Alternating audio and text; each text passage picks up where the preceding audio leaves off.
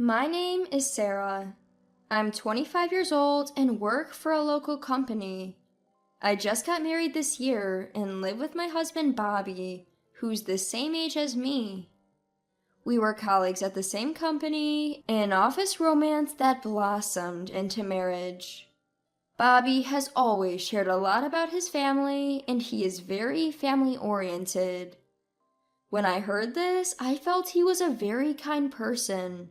Perhaps because he values the home so much, Bobby is very proficient in all household chores. Since we will continue to work in the future, I'm grateful for Bobby's high level of domestic skills.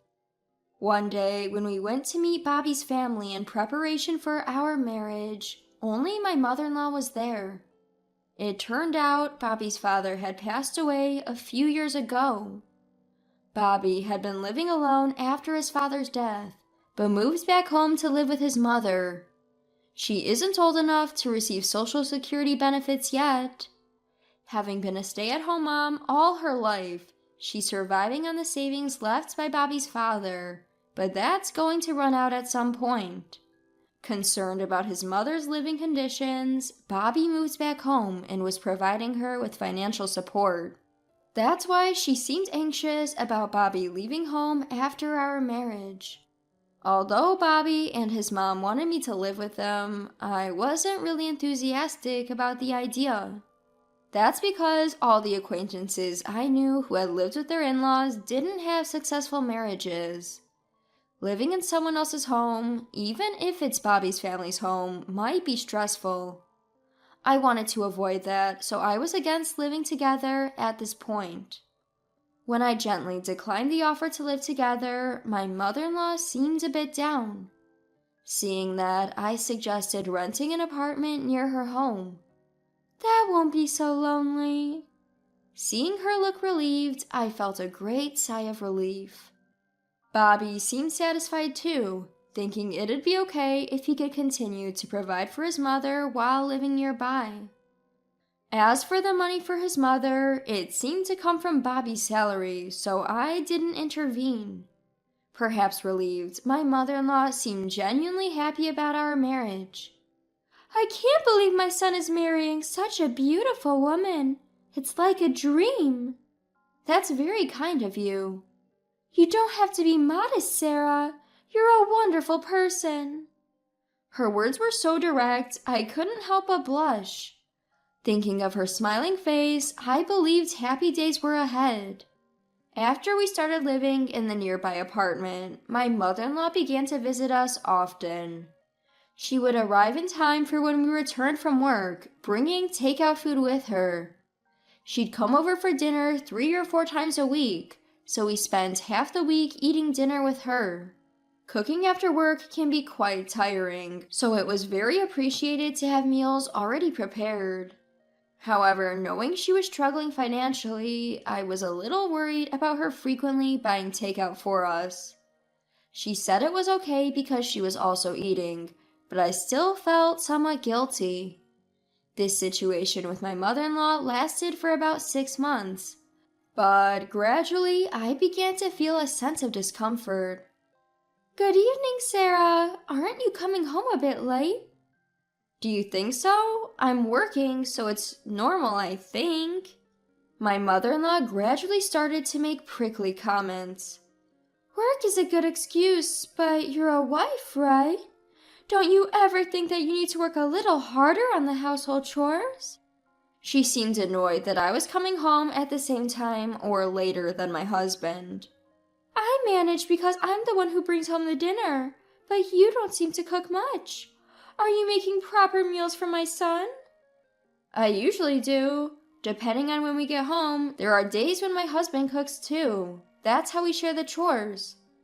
You have my son making the meals? What the hell? She reacted dramatically, and I was surprised by her vehemence. My husband has no complaints about sharing the housework. It's not practical for me to be the only one doing it. My wry smile and response seemed to rub her the wrong way, and she turned sour. Don't laugh it off. As a wife, you have to be more proactive in doing the household chores. Although my mother-in-law continued to deliver deli food to our house, I wondered if she was doing her own housework, but I didn't voice my suspicions. I've been delivering dinner to your place for half a year now, but you don't do anything for us. I appreciated her bringing us food, but I never asked for it. Besides, she eats what she brings over to our place. She doesn't wash the dishes we use, I do that, so she must have some leisure too. I thought she was being kind by doing this, but that wasn't the case. She was trying to find a reason to have me do the housework at her place. But I didn't actually ask for it. Don't repay kindness with ingratitude. Instead of saying unnecessary things, help out with our housework a little. I have a job, so that's quite difficult. You're so arrogant, even though my son earns more. Don't get carried away just because you're working. My mother-in-law probably doesn't know about my husband's income. Of course, I haven't even told my husband about my income, so she wouldn't know about it either. She was assuming from old thoughts that the man must be earning more. I was astounded by her outdated way of thinking and didn't even feel like arguing. At that moment, my husband came home. I'm home. Mom, you're here. Oh, Bobby, I brought dinner again today, but I'm going home now. You're leaving today? I always feel bad for having you bring us deli food. Thanks. Oh, and here's the money for this month. It's okay. Thanks for the money. Well then, see you later, Sarah. Yeah, see you. With that, my mother-in-law left, wearing an insufferably sarcastic smile. To make matters worse, she never speaks ill of me in front of my husband, Bobby. It would be easier to explain the situation if she did the same in front of him, but she doesn't. She always played the good mother in Bobby's presence. Despite thinking that Bobby might not understand my mother-in-law's true nature, I reported what she has been saying to me. Can we talk? What's up? Your mom has been quite harsh on me lately. Today again, she told me to come over and do the housework. Oh, really? I have my job and I'm tired every day, so when I said I couldn't, she got angry. Bobby didn't quite seem to get what I was saying. Well, my mom just cares a lot about you, Sarah. Maybe she was just being a bit strict. With a carefree look, he continued. She just wants you to be a good wife for me, Sarah. You should be grateful. Even after explaining what was being said to me, Bobby didn't understand. Far from it, he started to argue that his mother was right. He affirmed his mother's actions and didn't take my concerns seriously. Feeling that further discussion was futile, I decided not to bring up my mother-in-law anymore. Hey, Sarah! Is this apartment owned by your parents? My mother-in-law, who had come over to our house as if it were the norm, suddenly said this. With Bobby out shopping, she started whispering, which made me uneasy. In reality, we were living in an apartment owned by my parents, but I had never mentioned that to my mother-in-law. Yes, but how did you know that? I heard it from my son. You own other apartments too? I sighed deeply, hoping my mother-in-law wouldn't notice. I didn't want her to know, but it seems like Bobby had told her without thinking. It seems so, but the apartments belong to my parents, so I have nothing to do with them.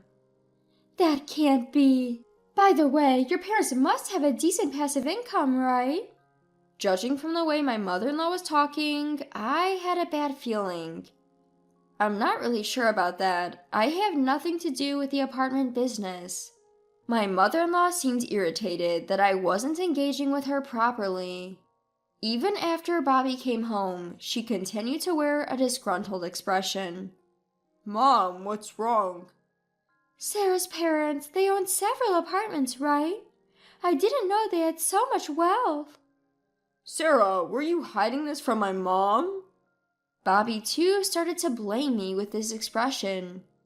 Hide what? It's not even my money. It's my parents' money we're talking about. Right. Sarah, you said you couldn't help with house chores, right? You don't have to help, but could you increase the amount you send home instead? What? I mean, you're not even paying rent, and your parents have money. A little bit more won't hurt. I was shocked by my mother-in-law's selfish words. I pay my rent diligently, and I don't get any particular assistance from my parents. Yet here she is, trying to leech off my parents' money. My husband, hearing his mother's words, nodded in agreement. That's true. It's not right to hog all the money, including that of our parents. Sarah, let's ask your parents to send us money. My son, I knew you'd understand. So, how much do we need? Well, just a little bit is fine. How about $2,500? $2,500? My husband and mother-in-law didn't stop their outrageous conversation. At this rate, they might contact my parents and force them into sending money. To prevent this, I vehemently refused. I've told you time and again, I cannot send my parents money. As I raised my voice, my mother-in-law clicked her tongue. You have such a bad attitude for a daughter-in-law. With that, she left the house. After she had left, silence lingered between my husband and me. After a while, he broke it. Sarah, don't you think that was a bit harsh towards my mother? Instead of defending me, my husband sided with his mother. Why are you saying this too? It's impossible to think of paying such a large amount every month, right? Depending on my parents' money, the one in the wrong is your mother. Even as I said this, all my husband did was sigh. Try to consider my mom's feelings a little. Anyway, I'm going to bed. With that, he promptly went to bed. After that, my mother-in-law did not visit our house. She probably didn't want to see my face. Instead, she started calling often. The calls were always about sending money. You talked to your parents about sending money, right? I haven't. Why haven't you? You're such a useless daughter-in-law. If you don't want to send money anymore, I'll get you divorced. Such calls continued daily, and I was feeling down. I reached my limit and decided to talk to my husband. Bobby, I'm getting daily calls from your mother. She keeps insisting on sending money, and she even mentioned divorce. I assumed that he wouldn't choose to divorce me over something like this. But my predictions were completely wrong. For heaven's sake, just give her some money. You're being too harsh on Mom. I can't love someone who can't appreciate my mom. Excuse me? Bobby's response was the polar opposite of what I thought. His words made me come to my senses. I can't love someone who would defend his mother's greedy opinions over his wife. I completely lost all feelings for my husband, who sided with his mother till the end and arranged for a meeting with my mother-in-law. Oh, Sarah, dear, calling me over to your house. Is there some good news you want to share? My mother-in-law was beaming, certain that I had decided to give her money. Well, it might be good news for you. I said that and showed her the filled-out divorce papers. I really don't want to send you money, so I'm getting a divorce, just as you said. Bobby said he can't love me anymore, so it's okay, right? What? Also, I'm the one on the lease for this apartment. Please sign the divorce papers quickly and move out. Looking at the divorce papers, their faces turned pale as a sheet. No way! I might have mentioned divorce, but it was a joke. I had no other choice because you're being so stingy. I was kidding too. Don't take it seriously. The two of them, desperate for money, were pathetically making excuses. Not a single apology was directed towards me. I felt nothing for these two who only thought about themselves.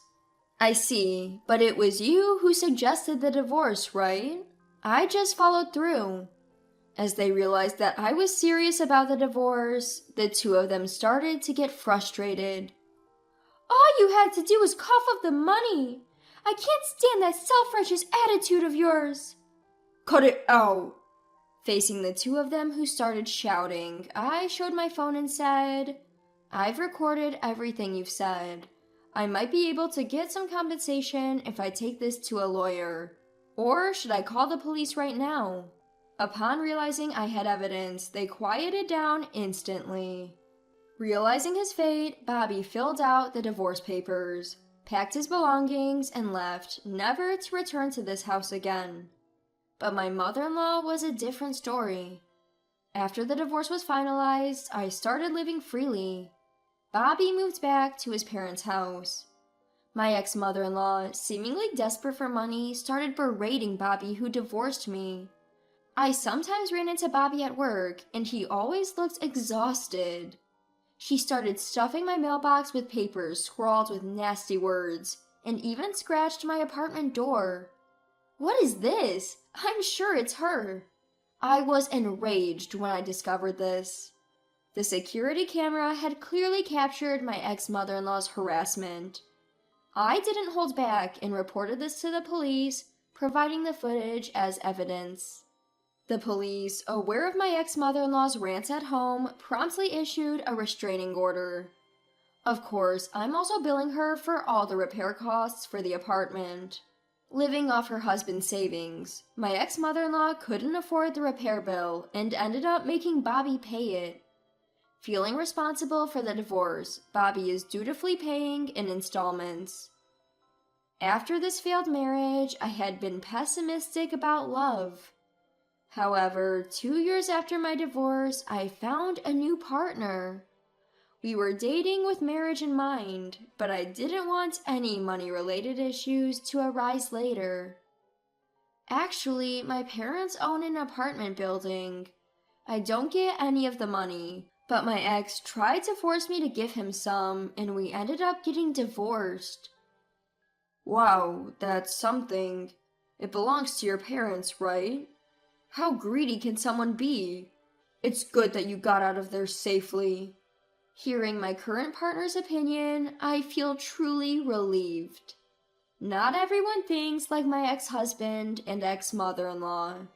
I want to forget those past mistakes and look forward to starting a new chapter in my life.